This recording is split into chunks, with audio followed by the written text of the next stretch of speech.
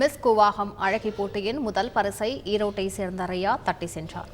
கள்ளக்குறிச்சி மாவட்டம் கூவாகம் கிராமத்தில் கூத்தாண்டவர் கோயில் திருவிழா விமர்சையாக நடைபெற்று வருகிறது. இதன் ஒரு பகுதியாக ஆண்டுதோறும் மிஸ் கூவாகம் அழகி போட்டி நடைபெறுவது வழக்கம். இந்த நிகழ்ச்சியை தென்னிந்திய திருநங்கைகள் கூட்டமைப்பு, தமிழ்நாடு அரசு சமூக நலத்துறை மற்றும் எய்ட்ஸ் கட்டுப்பாட்டு சங்கம் இணைந்து நடத்தியது. விழுப்புரம் புதிய பேருந்து நிலையம் அருகே நடைபெற்ற இதன் இறுதிப் போட்டியில் அமைச்சர் பொன்முடி கலந்து கொண்டார். இந்நிலையில் மிஸ் கூவாகம் அழகி போட்டியின் முதல் பரிசை ஈரோட்டை சேர்ந்த ரியா தட்டி சென்றார். இரண்டாவது பரிசை தூத்துக்குடியை சேர்ந்த நேஹா என்பவரும், மூன்றாவது பரிசை சென்னையை சேர்ந்த இவாஞ்சலின் ஜான் என்பவரும் வென்றனர்.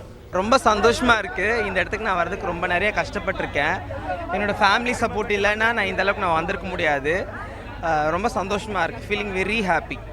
நான் மருத்துவத்துறையில் பணியாற்றிட்டு வரேன். திருநங்கைகள் அவங்களுக்கு படிப்பு உரிமை கொடுங்க, அவங்களுக்கு வேலை செய்யும் உரிமையும் கொடுங்க. எல்லா திருநங்கைகள் படித்தவங்க நிறைய பேர் இருக்காங்க, பட் ஆனால் அவங்களால வேலைக்கு சேர முடியலை.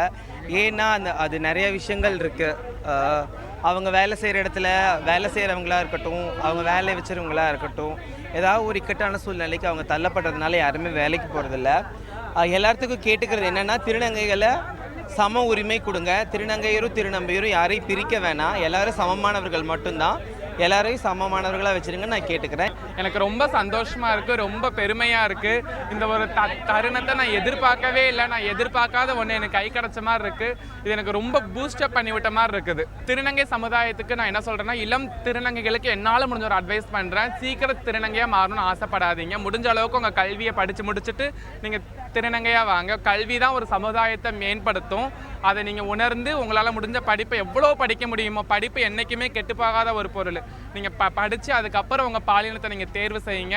சக ஆண் பெண் என்ன தொழில் பண்ணுறாங்களோ, என்ன ஒர்க் பண்ணுறாங்களோ, ஆணுக்கு பெண் நிகர் இல்லை. நாங்கள் அந்த ரெண்டு பேருக்கும் நிகர் திருநங்கைகள் இல்லவே இல்லைன்னு நாங்கள் நிரூபித்து காட்டுவோம். எங்களோட சமுதாயத்து மக்கள் மோஸ்ட் ஆஃப் ஆல் எந்த ஒரு அறிவுரையும் சொல்லி நம்ம முன்னேற வேண்டியதில்லை.